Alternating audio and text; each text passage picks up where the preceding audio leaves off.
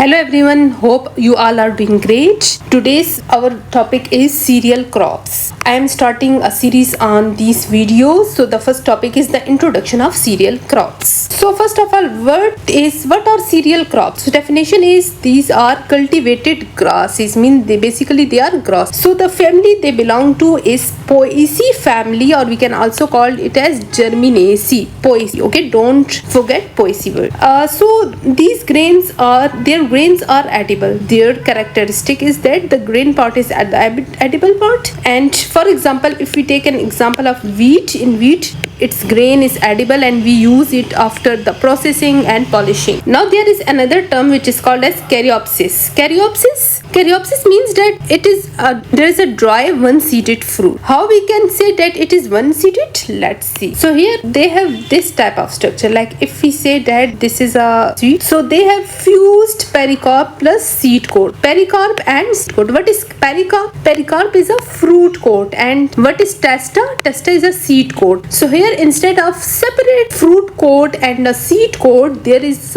only one layer, means they are merged with each other in grasses, in cereals, and that is called as caryopsis. So generally we can say that all cereals have caryopsis. So as we already know that cereals belong to family Poaceae, you must also note that all of them are monocots, and cereals are true grasses, and for example wheat and rice. But there is another term which is widely used in several exams, and that is called as pseudo cereals. Pseudo means false. So the pseudo cereals means that these are not cereals, these are pseudo cereals, and these belong to pseudos. These are not true. The true cereals are wheat, rice, maize, etc. Now we must know the importance of cereals. So do you know that the 50% of the global calorie intake directly depends upon cereals? Like for example, if we eliminate cereals from our diet, then 50% of the global calorie intake will be reduced, will be cut off. And among top 3 cereals are wheat, rice and maize, and you know that these are staple food crop, and these are widely used in many countries. Like in Asian countries, people mostly rely on wheat, and they use almost 70 to 80% of their wheat in their daily diet. In other countries, maize is widely. Similarly, rice is also used in many countries. Now we can classify cereals according to different ways. So first of all, we will divide it according to the climatic adapt. So we can divide them into cool season, temperate crops, or warm season, or tropical or subtropics. So among cool season, these are those crops which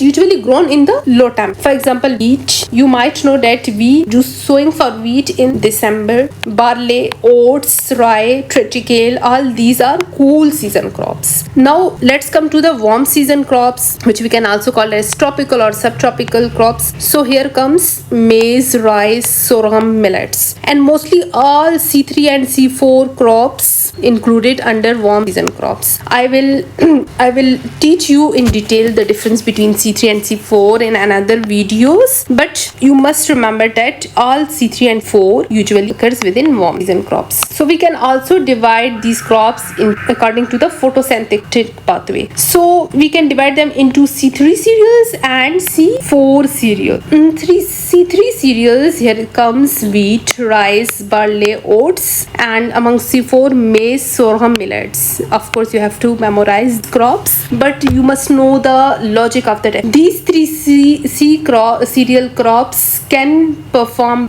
perform better photosynthesis when there is high temperature and their efficiency is low, while the C4 crops, even in very high temperature, their photosynthetic efficiency low. That's why they always dominate. So means they have better efficiency and they have lower efficiency. If we talk about high temp, we can also divide these crops on the basis of use. So we can use them as food grains. For example, wheat, rice and maize, which are 3 most important crops, and they are directly used by humans. Second use is feed or fodder grains. That is sorghum, barley and oats, and they are largely animal feed. Although humans may also use in many regions, but mostly they are used as animal feed. And the third one is minor or orphan cereals, we can say, or millets. In millets, we can say there are pearl millets, finger millet, fauxet millet, climate resilient, nutrient dense. Usually millets grow successfully in those conditions whenever there is very harsh dry condition, degraded soils are there where it is very difficult to grow normally wheat, rice and maize like crops. So we use millets to grow because they require minimal water, chemical fertilizers or pesticides. So these are the best options. So this was all about introduction of cereal crops. I believe you must have a good idea of cereal crop now. In the next video, I will talk about the botanical features which are common to cereals and also the general growth stages of cereals. So see you in the next video. Till Allah Hafiz.